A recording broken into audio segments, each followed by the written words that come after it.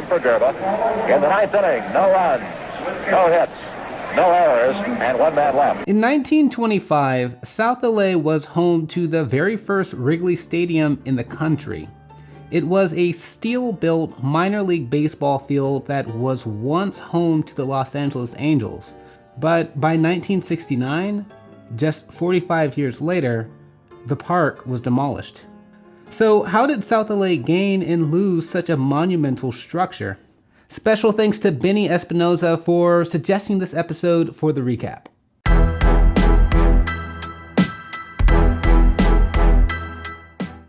Hey guys, and welcome back to another episode of the South LA Recap. Don't forget to like, comment, and subscribe to learn more about South LA on the regular. Today, we're going to take a trip back in time to look at Wrigley Field. Today, on the corner of San Pedro and 42nd Place, you'll find an extraordinarily large lot of land in the historic South Central neighborhood. But in the first quarter of the 20th century, this entire lot held one of the finest baseball fields in the country, named after William Wrigley Jr., the chewing gum magnate who founded Wrigley Gum. In the early 1920s, William Wrigley Jr. owned the Angels, which, again at the time, was a minor league baseball team in the Pacific Coast League. The Angels played at Washington Park, also known as Schutz Park, which was located on Hill and 8th Streets. But that baseball field was limited by its small capacity, which at most could hold up to about 8,000 people. Around 1924, Wrigley announced his plans to build a brand new baseball stadium on 42nd Street and San Pedro that could seat up to 30,000 people. In anticipation of the 1925 Pacific Coast League season, Wrigley rushed the construction of the park. In the early 1900s, major league and minor league parks were built to different standards, typically a discrepancy between materials. Wrigley Field, however, was modeled after major league stadiums. For example, the baseball field was lined with a brick wall as opposed to a standard wooden fence. But one of the most notable design features was the full steel construction, which included the grandstands, bleachers, and the 12-story office tower at the corner of the park. The final cost of this Spanish colonial-inspired construction was in the ballpark of $1.3 million. Wrigley Field opened to the public on Tuesday, September 29, 1929, and opened with a double feature. In the first half, the Los Angeles Angels beat the San Francisco Steels 10-8. In the second half, a team of workers temporarily transformed the field into an open-air arena for a highly anticipated boxing match. And on opening day, over 20,000 spectators showed up, which is about 2.5 more people than what Washington Park could have held. For over 2 decades, the park upheld its instant legacy of being one of the finest outdoor venues in Los Angeles, casually used for exhibition games, college football matches, and open-air fights. 1 year later, in 1926, Wrigley named the famous Chicago Stadium after himself, making that the second Wrigley Field in the country. Beauty doesn't last forever, and as far as Wrigley Field goes, its decline started about 30 years after it was built. By the early 1950s, Major League Baseball was on the incline, but Los Angeles, a growing city, didn't have a Major League team yet. On May 28, 1957, the National League voted to move the Brooklyn Dodgers, a Major League Baseball team, to Los Angeles. The owner of the Dodgers, Walter O'Malley, negotiated the move with the city of Los Angeles on the contingency that a new Major League stadium would be built. During this time, Wrigley Jr.'s son, Philip K. Wrigley, who also owned the Chicago Cubs, was in complete control of the minor league Angels and its Wrigley Field. O'Malley acquired both the Angels franchise and Wrigley Field from Philip Wrigley during the Dodgers' transition in 1957.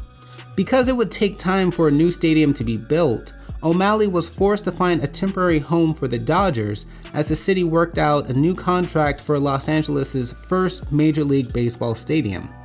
In September of 1957, the Dodgers and the city of LA ironed out its agreement. The Dodgers would trade its newly acquired Wrigley Field, which is about 10 acres, for 300 acres of land in the Chavez Ravine to build Dodger Stadium. Yes, the Dodgers traded 10 acres of land in South LA for 300 acres just north of Chinatown. After the contract was accepted, the Dodgers played at the Los Angeles Coliseum for 4 years until Dodger Stadium opened on April 10, 1962.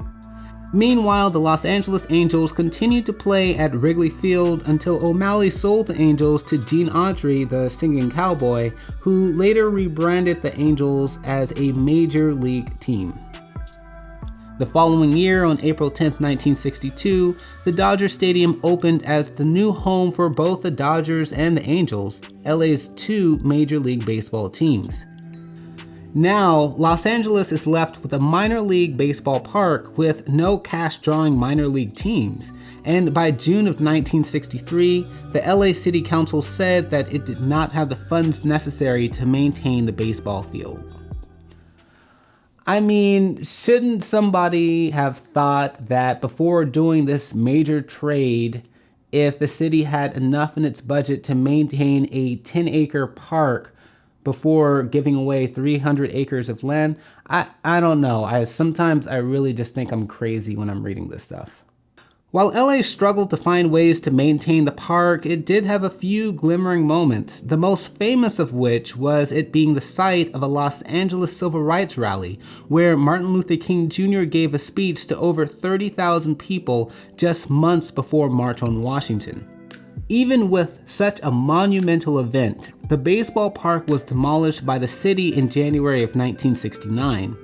Los Angeles aptly planned two new developments in the baseball field's place. A community recreation center named after Gilbert Lindsay, who was the first African-American councilperson in LA City Council, and a community health clinic named after Martin Luther King Jr. These were both suggestions that likely followed the aftermath of the Watts riots of 1965. And just like that, a 10-acre minor league baseball park was wiped clean from history in South LA. Today, on 42nd Place and San Pedro Street, you'll find a quiet park with a Little League baseball field that in some ways is reminiscent of the baseball energy that once graced South LA and its historic South Central neighborhood. In consideration of this park's glory, there's a plaque near the corner of San Pedro and 42nd Place that recognizes this park's amazing history. Beyond the park's baseball field, you'll find two wide-stretching fields, a playset, a skate park, and a basketball court. On the Avalon side, that community clinic is still there, and it is now under operation by Kedren Health Center, which gained popularity by giving out unused COVID-19 vaccines during the beginning of 2021. Though personally, I think it is far too easy to pass this park and to never have a clue that this park once held one of the finest baseball fields in the country. That's all I have for you guys this episode, and I really hope that you learned something new today. If you did, or if you want to just show some appreciation, leave a comment down in the comment section below, because it really helps out these videos and this channel. And otherwise, I'll catch you guys around on the recap.